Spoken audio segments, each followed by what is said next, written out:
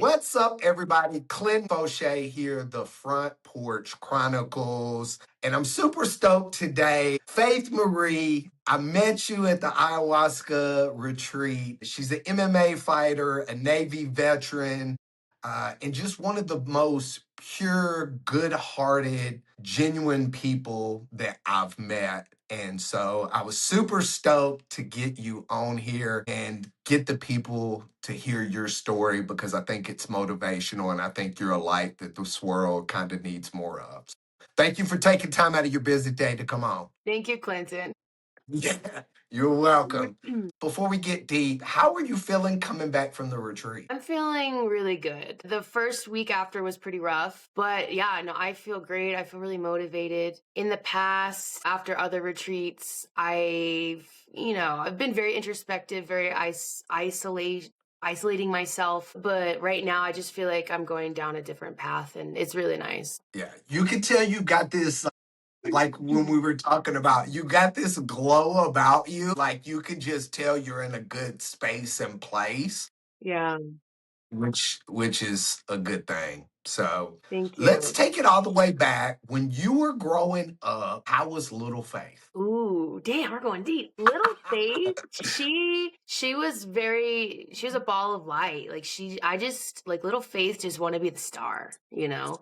I always had a microphone in my hand or I was always performing something. Yeah, that was Little Faith. She just wanted to have fun and she just wanted everybody to love her, you know. So there's a lot of, everybody has childhood traumas and shit, and there's a lot of that, but yeah, a lot of performing. I was the same. I was the same. Who was it that you felt really shaped you early on in your life? Who really shaped me early on in life? I mean, it's got to be your family, right? Like your mom and your dad and your siblings and everything. So, yeah, I would say yeah, the parents for sure. So, Was there a moment early in your childhood that you felt like you grew up faster than other kids? yeah, I would say so. And I'm not trying to talk badly, but Yeah, it is what it is. Yeah, yeah. I think my parents they had me really young. They're still figuring out their shit. My dad had a lot of anger issues. He would just snap at the drop of a hat. He would beat the dog, like stuff like that, bring out the belt, yell, scream, all of that stuff. And I feel like my mom, she was always, I just remember growing up, my mom constantly hearing this of like, oh, we're poor. Oh, we're poor.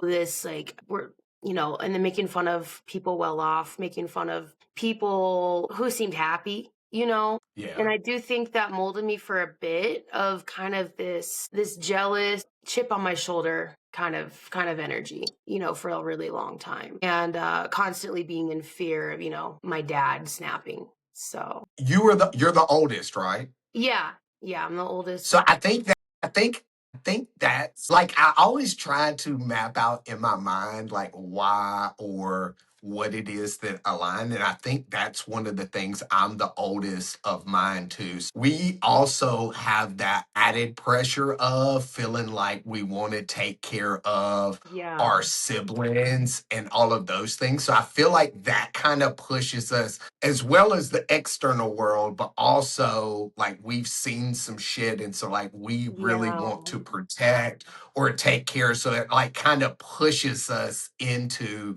that growing up a little bit faster and not really fostering, that inner child, that kid that we were. Yeah, definitely. And honestly, I actually reconnected with my grandma recently. And Yeah. she made a comment. She was like, "Yeah, I remember when, you were young, I would show up to the house and it's just you watching the kids." And I was like, "Where's your mom and dad?" And you're like, "I don't know." But I don't remember that. I think I blacked out a lot of memories from my childhood. And we kind of had a Yeah. conversation about the EMDR therapy. I think there's Yeah. a lot of suppressed memories. So Yeah. I might get into that and try that out. It was life changing. It was life changing for me. Yeah. It unearthed some things like, I wasn't ready for some of the things that came up, but it was things it was kind of like ayahuasca. They say you're not going to get what you want, you're going to get what you need. And I Yeah. got what I needed so that I could kind of elevate from there. A lot of fighters have a moment where life kind of forces them to be tough early. Did you have like a moment earlier in your childhood that just really forced you or made you have that mental toughness to be a fighter? Hmm. Yeah. I don't know if I could think of one specific memory because Yeah. a lot of it is blacked out. But I just think generally constantly being in fight or flight, not knowing if I'm gonna get beat or not. My dad Yeah.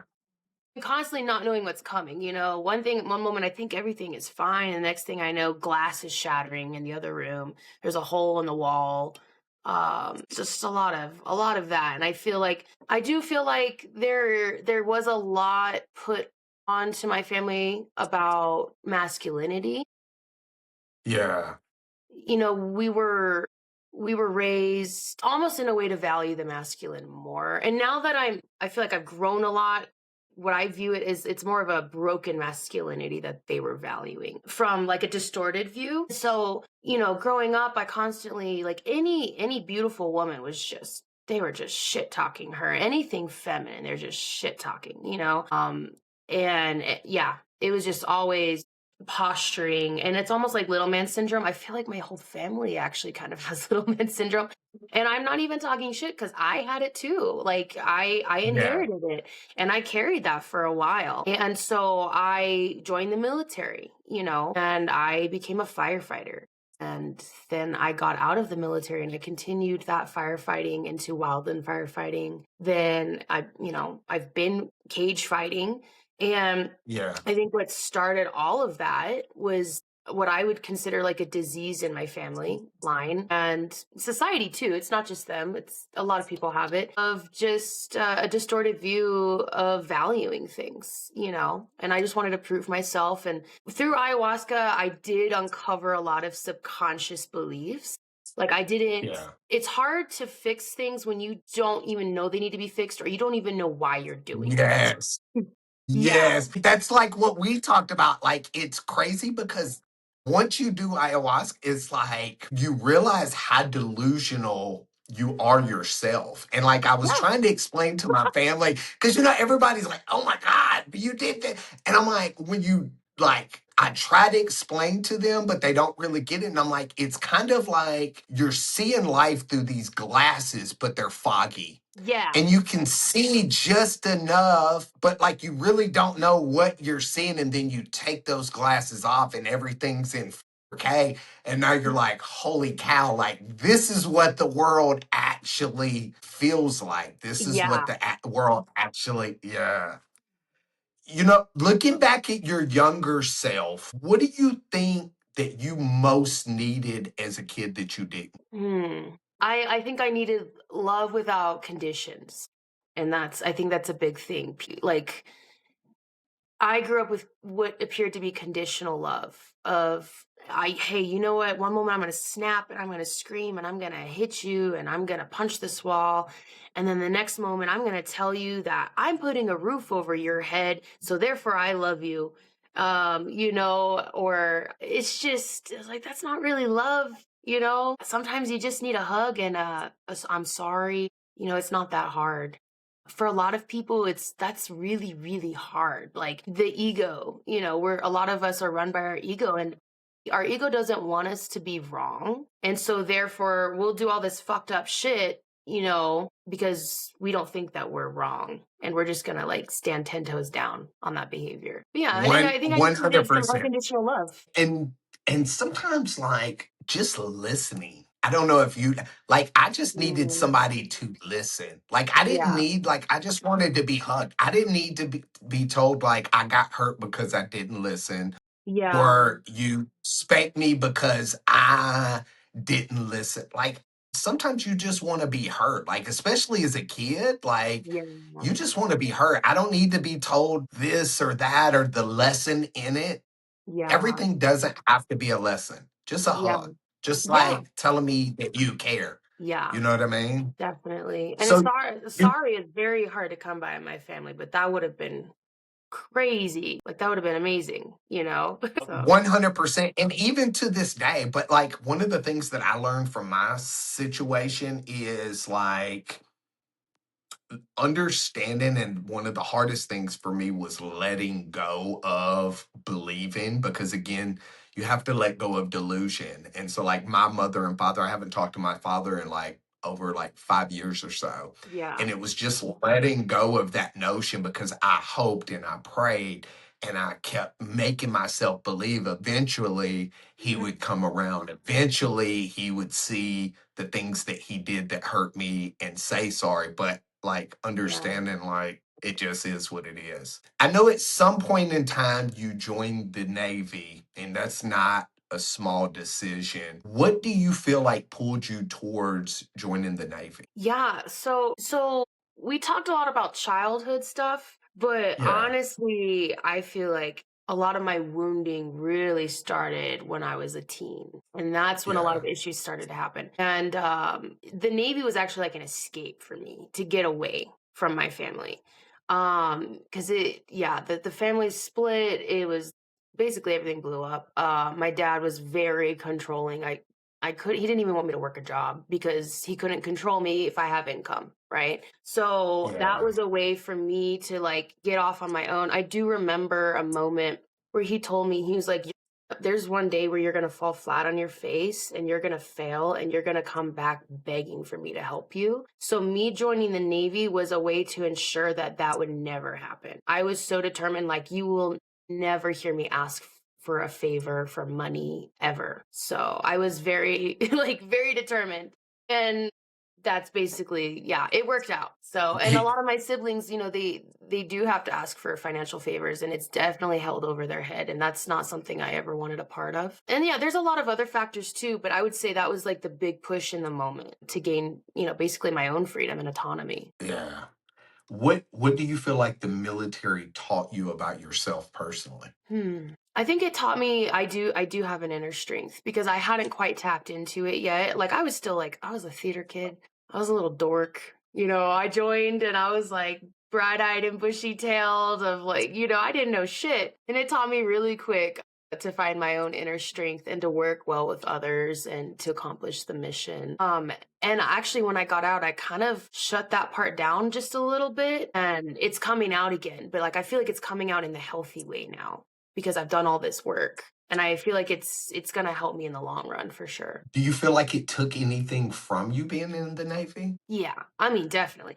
Like I don't know if I should blame the Navy, at the end of the day I'm in charge of my life and my decisions and who I am, but I definitely shut down like that child part of me. Yeah, And I just became a different person. I wanted to be accepted. I wanted to be respected. So that masculine energy was at the forefront. Like I was constantly on. Yeah. And that's not really anybody else's fault but my own. But I was put in situations where putting on that masculine front helped me. And it was almost in a way of I was almost like pretending if I think about it, really. It's not who I really am. Like, I feel like in the past few years, I've really been uncovering who I really am. But yeah, I just wanted to be one of the boys. yeah. Yeah, yeah. I was like this little, like if you think about it, if you want to talk about inner child, it was just this little girl that just wanted to be accepted. So, and I run into that a lot, 100. actually. And I ran into it a lot recently, and we're still working through it. You're doing amazing. Thank you. And I see the light that you are. When you got out of the military, I know my brother's a military veteran as well. Do you feel like you were supported whenever you transitioned out of the Navy? I do feel like I was, but I also acknowledge that's really rare. I Yeah, was very lucky in a way to where I was actually medically retired. yeah. My brother was too. Yeah, yeah. And so, yeah, I was medically retired and I'm very lucky to have that financial assistance. The VA that where I'm at is pretty good, but I've heard some horror stories of other VAs. They're not good at all. Yeah, Yeah, and also, if I had not done ayahuasca on my transition out, this could be a completely different story. Because I was really struggling, and I can't really credit. the therapy that I got through the VA, it didn't really help. I think me Yeah. taking my own life into my own hands and going out and doing ayahuasca and working through my issues, that's what really was the determining factor of me getting better. And not a lot of veterans have that, so they're still kind of lost in the system. Yeah. And ayahuasca is such a thing that's so taboo. I've had so many people reach out to me and they're like, oh my God, you did. And I'm like, bro, if I wouldn't have done it, like I looking at it now, I don't know what would have happened to me because I was on this circle of chaos, like constantly wearing these Yeah. masks. When you got out, you got into MMA. How did you end up finding MMA? Yeah, so I do train MMA a little bit, but I am primarily a kickboxer. I know my teammates would Yeah. probably, if they hear that, they'll be like, "What? You want to go?" So I gotta be careful. I am primarily a kickboxer, Muay Thai, but I do dabble a little Yeah. bit in the dark side. But no. So you were asking, what got me into it? How did you get into that? So I was actually into bodybuilding at the time, and our ship, we had just switched from our home port in Japan to San Diego. And I was looking for stuff to do. I walked into a UFC gym in San Diego, and I just took a class, and it was really fun. And the coach was very charismatic, definitely trying to holler. So, I kind of got dragged in a little bit, and then I really got into it. Yeah, it was a lot. It was a different team back then. We were trying to kill each other all the time. So, Next level. yeah, it's great. So when you first started, did you feel like it was like therapy, survival, or like it gave you a purpose? What do you feel like it gave to you? I would say it was survival and purpose at the time. Now it's like therapy. Yeah. It's great. Yeah. I go to the gym and everybody hears about my problems and they're like, "Oh, okay, let's we talk about it." But back then it was straight survival and purpose. So, and it's good, because I was an alcoholic back when I was in the Navy, and Yeah. part of the culture, getting blackout drunk like every other night was a normal thing. And once I started fighting, I stopped drinking because Yeah. you show up to sparring a few times still drunk or still hungover, and you get your ass beat, and then you start to rethink your All life bad. decisions. All bad. Yeah. So honestly, yeah, it helped me improve in certain ways like that. I want to ask you a question. Everybody has like a different fighting style. Do you feel like that you fight like angry, calm, focused, or emotional? I'm a very calm fighter. Back then, I was emotional. Like if I felt any kind of anything coming towards me, my eyes got big and I just wanted to kill you.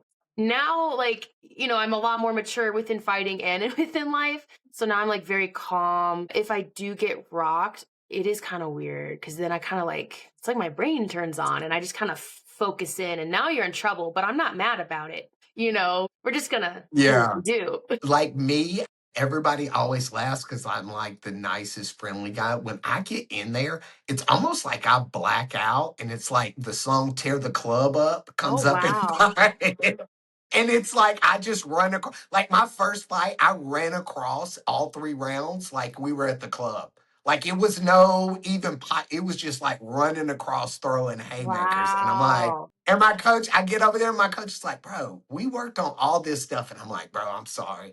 Like it was like a pit bull. Like you just threw me in there and I was just like, it was You're just like, "I like just see attack. So red." I always respect people that can go in there calm and cool and collective like that. Cause that was one of the things that I kind of always struggle with is like once I kick in, I kick in. Yeah. What is going through your head right before the door locks and you get ready to start one of your fights? Well, you really wanna know? It's like, "Man, Yeah. I hope I don't pee myself." Yeah, I'm such a nervous wreck before I fight. Well, there was one fight, like, I had just done ayahuasca, came back, and I was, like, super chill. It was weird. I was like a robot. Yeah. But every other fight, I'm like, "Oh my god, like, I really hope I don't pee myself." I go to the bathroom, like, 10 million times, and they're like, "Bitch, we gotta wrap your hands, like, you can't go after this." And I'm like, "Please let me." Like, am a mess. And actually, my roommate helped me out this last fight. He shocked me. Uh, He just rolled up. He was like, "Hey, I've been spying on the other corner." And I was like, "What? You're spying on the other corner? What do you mean?" And I'm mid panic attack, like pacing, like I'm about to walk out. But he's like, "Yeah, I was listening to them, and they're saying that you folded, you broke in your last fight. So if she pressures you, you're gonna break." And then he looks at me, he's like, "It's simple." He's like, "Just don't fold." And I was like, and it did something to my brain. And then it gave me something to focus on. I was like, "I'm not gonna fold. Okay, I'm not gonna fold." And I just came out a different fighter. Like I was just like I was in her face. Like it was, and if he hadn't said that to me, I don't know. It might have not as been a good as a good as a fight. So yeah. yeah. It's always crazy how the smallest things can change, have the biggest effect, and people don't really know it. What's the most empowering part for you with fighting? You know, this might sound corny, but it's like almost its own spiritual journey, like fighting. It's like an evolution of self. And Yeah. I can dive deep in these ceremonies and in all these other ways. But really, at the end of the day, when you put yourself in that situation, you're really facing yourself. And I feel like every fight, it like unlocks a new layer of me and like my confidence. In the last fight I took, I was like, I did all these other fights for all these other reasons to impress whoever or whatever. And I was like, right now, like, I need this one for me. And like, and it unlocked something in my brain afterwards. And I just feel like, okay, now what's the next fight gonna unlock? So it's a big spiritual That's journey. And like people just think we're a bunch of idiots just hitting each other. I mean, we kind of are, but it's deeper than that. I think you hit the nail on the head. I love the way that you put that. It's like a me versus me. Yeah. And I think that kind of leading into the next topic, I think that leads to like ayahuasca, right? I think ayahuasca forces you into a me versus me and like trying to figure out what those things are. So let's talk about Colombia and Luara. What made you say yes to the retreat? Well, my friend Luke had reached out, and then he had invited me. I had gone to Luke's retreat prior. It was an all veterans retreat with a fighting Yeah. component. And so he had reached out, and I was kind of actually on this kick of like, I don't need this anymore. I hadn't touched it in 2 years. I was still kind of in my own bullshit of, I still dealing with a lot of residual stuff from the past few years. But I was like, ayahuasca's not going to fix me. I have to fix me, which is true, right? But I kind of Yeah. looked at it and I was like, "Oh, the price is really good." I was like, "Man, Luke's going to be there." It's like, "Wow, these fighters are going to be there." And I was like, I don't know, something about it. I just couldn't pass it up. I kind of feeling maybe I was going to be there for some other reason, and I would just figure it out once I got there. Yeah. But yeah, that's kind of what got me over, and I'm really glad I did because I had a pretty profound ceremony, and I feel like it's unlocked a lot for me. Yeah. Were you scared going into it? Oh yeah, I was scared as shit. Me too. Actually, Me wait, it's too. just like fighting. Actually, if I think about it, I'm like, hold on. Yeah, no, I'm like so scared every time. Every time I drink, I am terrified, and it tastes horrible. And I'm probably the biggest baby. Like I'm gagging as soon as I taste it. I'm just like, oh god.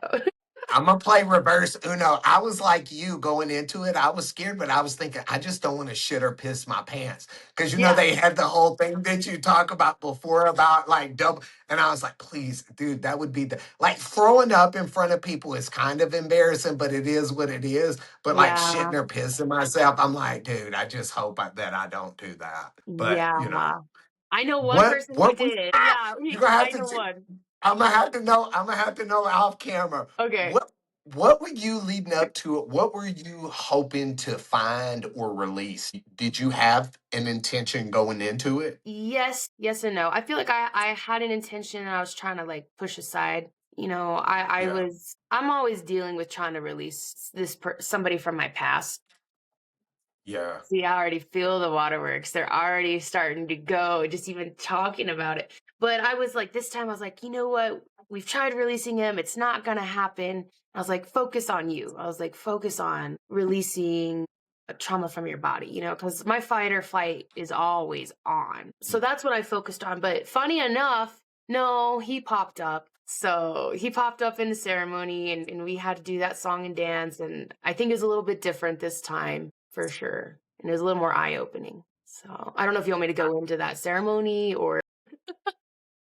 I could see it. Whatever you feel like sharing, I could see it though from the beginning to the end. I could see the release in you. That's where I think the glow really came from you. I mean, you had a glow from the beginning. That's why like it was one of those things we naturally aligned, just because I could see the good heartedness behind you. But like from the beginning to the end, you could feel the release and kind of let go. And that's where that light that you are really sparked. And it's like this soul glowing type thing. So, Thank you. what did you experience that showed you about more about yourself in this particular ceremony? Basically, it boils down to ayahuasca was showing me different visions and it showed me releasing him. It had me write a letter of how much I love him, but I have to let him go. I got scared and I wanted to take it back. And then Yeah. it showed me like this land of peace and it was kind of trying to push me into the land of peace. It sounds so corny, but it's what it was. And No, it's true. It's true. and physically in my body, like I knew it was peace and amazing and greatness, but in my body it felt so uncomfortable and I had a lot of fear. Again, this is a theme, fear. And so I Yeah. ran back to my pain, that I was clinging to. And then, it showed me this box of, I could understand the world and what I perceived to be evil and all these things. And I closed the box because I was scared, fear again. And then Yeah. at the end, it just kind of showed me I was this little light bouncing around, like, ah, da, da, da, da, on this like black boat in this river of death in the underworld. And like the keeper of death was rowing me through the river. And I think that was symbolizing maybe a part of me was dying, but maybe that part needed to die. And I think I feel that. But the overall theme of like what I got is that I am making all my decisions based off of fear. And if I keep doing that, I'm not going to get better. I'm not going to live this beautiful life that I want. Like, I'm not going to get what I want because everything is out of fear. I just need to start trusting. And that's a really hard thing to do. Hard. Yeah, yeah. And I was mad. Like at the end, like once the visuals started to fade, I was pissed off. And it was like almost like I was in a conversation with, ayahuasca, like the spirit. And I was like, man, I didn't get this great revelation. I didn't get this flooded feeling of love that I'm chasing. I didn't get this, and this. And she kind of like told me, she was like, well, I give you full autonomy tonight and you got to choose everything. And so who are you mad at? And I was like, oh, fuck. I was like, I'm mad at myself. And I was like, I only have myself to blame. And I was like, if I keep acting out of fear, that there's nothing I can do. I'm not going to get what I want. That's deep as fuck. Yeah, it was That's deep so as deep fuck. because, That's deep. I feel like she's had enough with me. She's like, all right, I've done the scary route. I've done the loving route. And I was like, we're going to go to where, like, you think you're so smart, then you figure it out. It was like it was kind of a playful energy of like, oh, really? All right. Who you mad at? Yeah. And I was like, damn, girl. Just laying it down. Do you feel like it changed how you see your past? Yeah. Yeah, I think so. Everything I made, was out of fear all the time because I was always, in fight or flight. And I was always just clinging. Like I'm that person. Like if I love somebody or if I love something, I'm gonna cling on to it and I don't want to let it go because I'm scared. I'm scared Yeah. of the unknown. So yeah. One thing I always respected about you was you're very guarded Yes. because you don't let people in. But once you do, your openness and there's no ego, no performance like a lot of people kind of put on these shows. You are just like hardcore, like real. Where do you think that came from? I don't know where it came from. I wouldn't really be able to pinpoint it. I feel like I've always been that way. Actually, no, that's a lie. Because there was a period of time where I was putting on that mask and I was performing. I don't know. Maybe it's Yeah. just been the journey of the last few years of just uncovering shit. And I'm like, yeah, I just got tired of performing. So I think it's I, just I been a love recent that thing you in the recent years. love how guarded you were with yourself, and then it was like our first conversation down at the creek. Like Yeah. I could tell like you were very guarded, and I could see like you were kind of like the box that you closed, like you had this Yeah. little box, and then it was like, and like we started talking, and it was just instantly you knew that it was like a safe energy, and you just opened up, and I was like, then I just opened up, and it was so awesome to like have that interaction, and like you could just talk, and we're talking about just like raw real life, and we had Yeah. just met each other, so that part to me was like super dope Wow. in that situation. Coming back into normal life is way harder than being there and going through the ceremony. Everybody says the ceremonies are the hardest part, Yeah. and they think it is, and it's really not. The hardest part is getting back and seeing how delusional the rest of the world Oh, is. don't even get me started. So how is your integration been since you've gotten back? This time it's probably been the easiest integration so far. In the past, it's been really, really difficult. But Yeah. there's still hangups. I had some conversations that did not make me very happy, and I had to deal with that anger. It was like a kind of like a Yeah. business transaction conversation of, yeah, we don't need to get into details, but I was pretty pissed off, and Yeah. letting that go was, I think that's a good part of the integration of not stewing and holding on to it, because I feel like in the past I would do that. So I've let it go. There's a lot of shit going on in the world right now, and I'm very sensitive to that, and I have a lot of empathy, and I do struggle with, like, how do people not care about other people, and that's a huge thing for me, and that's something I'm working through right now. And Yeah. I think that's a big part of my integration as well, of like, okay, I give a fuck. I want to help make change. I don't know how, but at the same time, I'm trying to find that balance of not getting completely sucked into like this despair feeling and being angry all the time. So, yeah, I think that's a big part of my integration right now, and I'm figuring it I think out. do you feel like you're stepping into a new chapter of your life? Yeah. In the past, Yeah. I've always said, oh, I don't know why I'm going to get emotional right now. That's weird. I've always said damn, what the fuck? I always said I don't want to be in charge. I don't want to be a leader. But I feel like this next chapter, somehow that's happening. I feel like that's what I'm being pushed into, is being a leader. I don't know exactly what it is, but it's more, I think Yeah. I was running away from a part of myself this whole time. And now I'm going to step into myself. I really feel like that's what's about to happen, you know, with work, with my love life, with spirituality. I just feel like I'm going to start embodying who I really am. And yeah, I think it's going to be great, actually. You look, you got emotion. You got me over here. My heart was kind of beating right there. I was like, God, I feel like your power and your strength, and I know that person. Don't make me cry. I know that person that you were. I could see, because I'm so empathic. I could see that person that you were before, and where you didn't want to be a leader because I feel like you were always told that you wouldn't succeed at being a leader. And Yeah, that was your fear. And that was the fear that you constantly were living in, and yeah, making you second guess and doubt yourself now.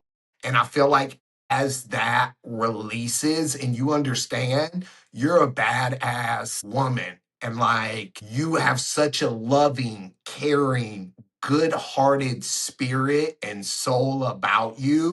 You need to be a leader. You need to be what this world needs more of. And so That's why, like, I'm constantly checking on you and constantly Yeah. making sure that I foster that with you, is because, like, I felt like at that creek, I felt like we, like, kind of like how I was holding my daughter's hand and walking through life. I felt like we're holding each other's hands. And I think for like our relationship and our bond is to help each other grow and evolve. And I feel like that you're stepping into finally realizing and knowing what a light you are, and it's fucking amazing.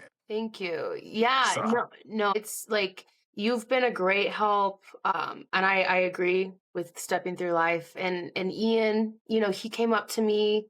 I think he knew I was upset about something, and he came up to me, I think before the last ceremony, and he's like, you're a strong woman, and we need more strong women like you to help people. And I was just like, oh, my heart. Like, oh, he just, yeah. And having strong men like you guys like empower me, it's amazing. And yeah, we need more of that in the world. But what you said about being told you wouldn't succeed, that did kind of trigger like a memory of like, yeah, I think back to fear. If I don't try to be a leader, then I can't fail. And so I've always put off this nonchalance in even in fighting or at work or whatever, of like, that's all right, I don't really care, whatever.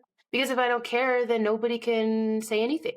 But I yeah. really, really care. So Yeah, yeah. staying neutral feels safe, but it's not safe because Yeah. if you don't step out off of that ledge, you Yeah. never really know. And there's so many people that don't step off that ledge and end up dying, not ever really knowing who they are. So think about how blessed we are to step off of that ledge and Yeah. have one another and the group that we have that are fostering those to give us enough fortitude to step off of that ledge. That it was this trip, when I tell people it was life changing, Yeah. it was life changing for me personally, but it was also the bonds and the relationships that we all had that made it even more for me. Yeah. Looking to the future, what is it that you're most looking forward to in this next chapter of life? I think we've already discussed part of it is like really stepping into myself and being a leader. Yeah. Part of that, and I kind of talked to Ian about it a little bit, is this is crazy. I got to tell you about this because it will come full circle, I promise. Yeah. But about a year ago, I started getting really spiritual, weird things happening to me, and I didn't do any substances. No, I hadn't touched ayahuasca in 2 years, and I was just driving to work, and it's like this vision hit me. Like it wasn't me in my brain. It felt like Yeah. somebody outside, whether you call it God or your spirit guides, whatever you want to call it. It's like somebody inserted like a movie screen into my head out of nowhere. Yeah. And it was like visions of me teaching breath work to individuals who wouldn't normally access it or afford it. I've been to a lot of breathwork classes and they're pretty expensive. And it's kind of like a lot of rich woo woo white people, nothing against that, but more people, more outside of that demographic needs the help. Yeah. And I was just overcome with all this emotion. I started bawling my eyes out. And it was like this weird understanding of that's part of my path. And I haven't moved forward on that at all because of fear. And I Yeah. think that's something I'm looking forward to pursuing. I'm going to start stepping into that and, getting trained on it. Yeah. And then just, I do videography, and I, once again, would really withhold and not really put my stuff out there. But I think I'm really looking forward to diving into that as well and growing my art. I'm writing a poetry book, but it just all these things, I just feel like they're all going to start blossoming and coming together. And I'm just really excited about life, honestly. So, yeah. Whatever you choose, I know you'll be successful. In 5 years from now, when somebody speaks on your name, what would you want them to say? I would want them to say that I was a good person that helped uplift others. And that I was able to inspire them to find their inner strength and to battle their demons, because a lot of it, we all have them, and we don't know how to battle them sometimes. 100%. I feel like your testimony is 100% going to help a lot of people. If someone was listening right now and they're struggling, veteran, a fighter, just someone everyday person that feels overwhelmed, they feel unseen, and they just feel like giving up. What would you say to them? Start crying because I was that person. Like I wanted to give up so many times in the past 3 years. Like it's hard, and I've been there. I've been at the like when you're on your knees crying and just begging God to like end it. Like that's some real shit. I never thought I would get out of it. So the people listening, like it does get better. In Islam, they say with hardship comes ease. And I would just repeat that to myself. And I didn't believe it for a really long time, but it does. It does come with ease. No storm lasts forever. And I would say to try to drop the distractions, like whatever that is for whoever, the drugs, alcohol, gambling, trying to fill the void with women or men or whatever. Stop trying to fill the void. And I would say, like, get on your knees and pray every day, build that connection with God, and do the inner work. And the inner work, that's the hard part, right? We can ask God to fix everything, but he's also kind of like, hey, I gave you this life, and I gave you the tools to help get you out. And so I think we should be reaching out to those tools. One of those tools can be plant medicines. I think they're a very powerful tool. They're not for everybody. There's breath work, there's religions, there's therapy, whatever that is, and so I'll just kind of leave it with that. It's hard, but just know like it can get better. Brighter days come. Yeah. Brighter days come. Yeah, they I do. know you got stuff to do. We'll end on this last question. If you could sit with across from the younger version of yourself, the kid you were, what would you say to her? I would say to her that I love her and that she's absolutely amazing and she's going to do amazing things in this world, and to not listen to the haters. Don't Definitely listen to the haters. 100%. She is going to be proud of herself, and Yeah. you've done a lot. I'm truly proud of you. Seriously. It is one thing to get in there and fight. It's one thing to join the Navy. It's one thing, but to do the self work that you've done and to heal yourself and continue to do that is so fucking powerful, and it's going to change so many people's lives. I want to thank you for trusting me, and aligning with me to be able to be a part of your story, because I know you are very guarded, and it means the world to me, truly, truly, that you trust me to know that I'm a sacred place with you and that I'm always going to protect your energy. It truly, truly, truly means a lot to me. And I look forward to you continuing to grow, and continuing to do great things, because I know in my heart that you are. Thank you. I I appreciate it. appreciate you so, so much for being the soul you are and for coming on. And I'll put the links to your videography page in the comments so that anybody that is looking for videography can reach out to you. And I'm always here for you, anything you need. Awesome. Thank you.